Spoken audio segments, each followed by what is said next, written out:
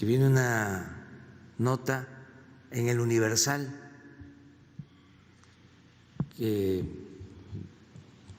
no sé si la tienes. Es que es interesante todo esto, ¿no? Porque me enteré por el periódico. O sea, el presidente no sabía que existía este plan, pero van a ver en qué consiste. Lo de los ferrocarriles. Miren,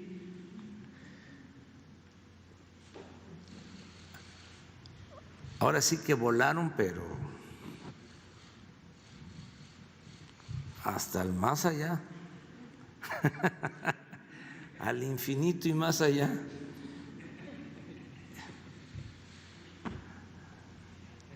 Nunca lo hemos planteado, nunca lo he propuesto, ni en las reuniones al interior del gobierno, ni en público. Imagínense, estas son palabras mayores. Si hacemos la historia,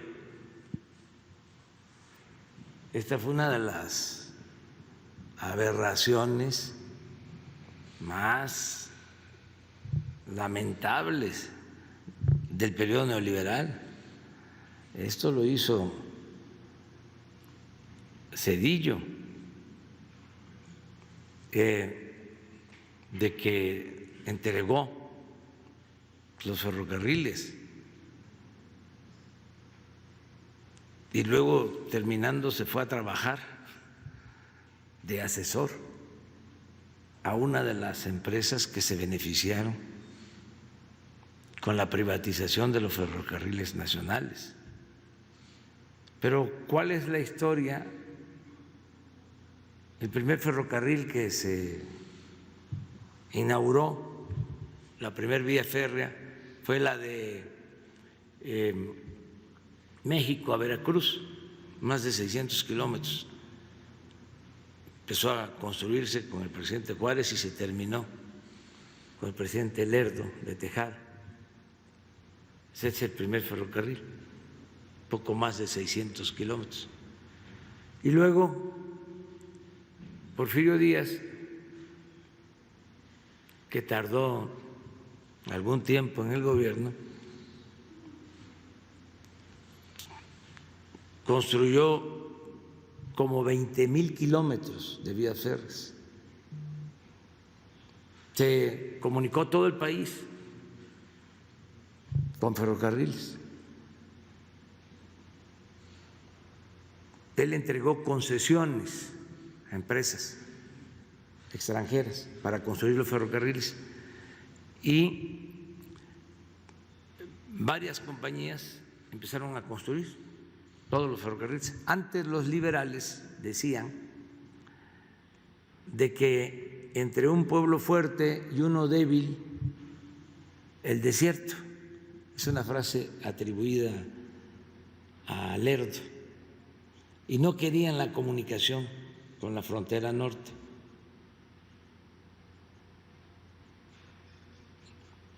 Cuando llega Porfirio, pues se construyen las vías férreas para comunicar el país con el norte y las costas.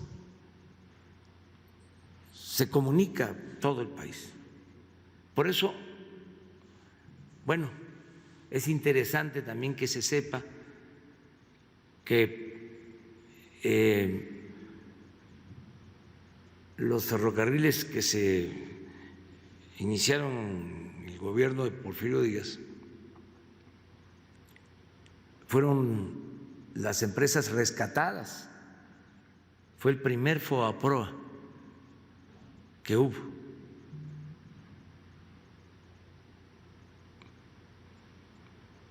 A pesar de que recibían subsidios las empresas, por cada kilómetro que construían había una subvención, es decir, el gobierno les daba un subsidio.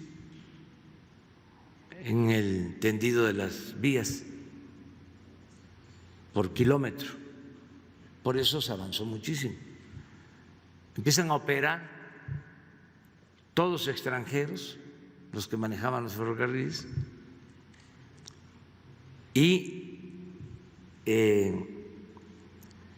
decide el gobierno comprar todas las acciones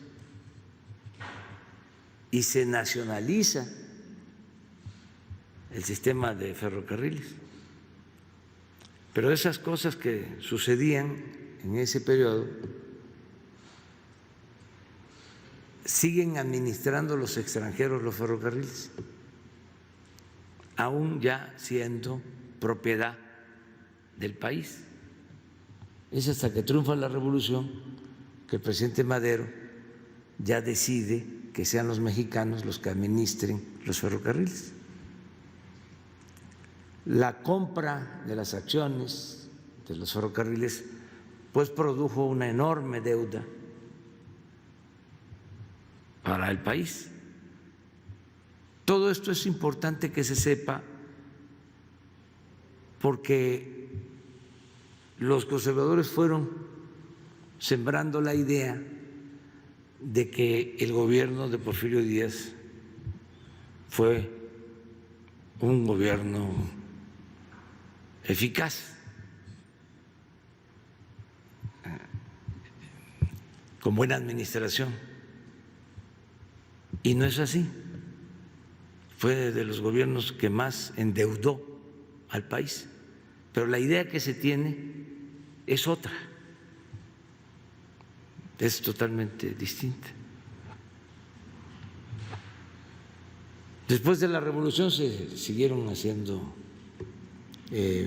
vías férreas. Bueno, era tan importante la comunicación con los ferrocarriles que por eso la revolución se hizo a caballo y en ferrocarril. Todo el ejército de la División del Norte se movía con trenes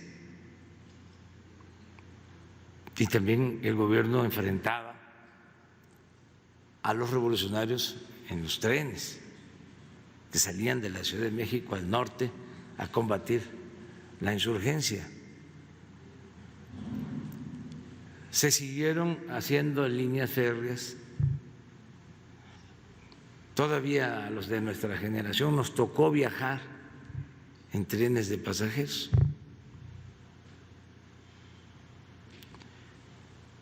Llegan los neoliberales y en un abrir y cerrar de ojos privatizan, entregan los ferrocarriles nacionales y desaparecen los trenes de pasajeros.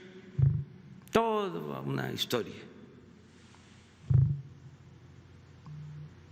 Imagínense lo que puede contar un anciano respetable de Aguascalientes, de San Luis Potosí, de Guadalajara, de Veracruz, sobre la historia de los ferrocarriles. Entonces, con Zedillo se privatiza el ferrocarril, se entrega a 3, 4 empresas. Nosotros pues no tenemos en nuestros planes nacionalizar los ferrocarriles. Yo me alegré muchísimo cuando me enteré de que no habían privatizado el ferrocarril del sureste ni el del Istmo. Todo lo demás lo entregaron. Fíjense cuánto les importaba el sureste. Nada, ni siquiera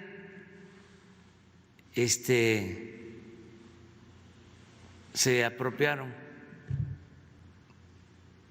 de esos bienes de la nación. Sin embargo, todas las líneas del centro, del norte, pues se consideraban rentables y fueron las que se adjudicaron. Entonces, ahora el periódico de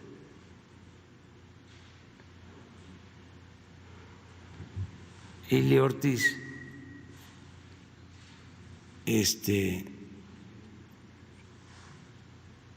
dice que vamos nosotros a nacionalizar. ¿Por qué esta nota?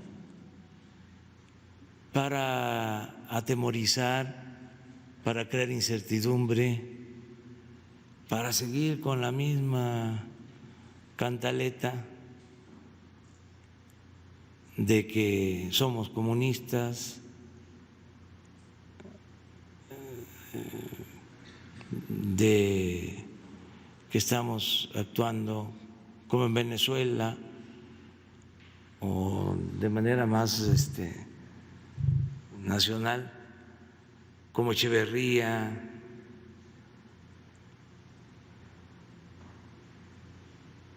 Es eso, pero es totalmente falso, completamente falso.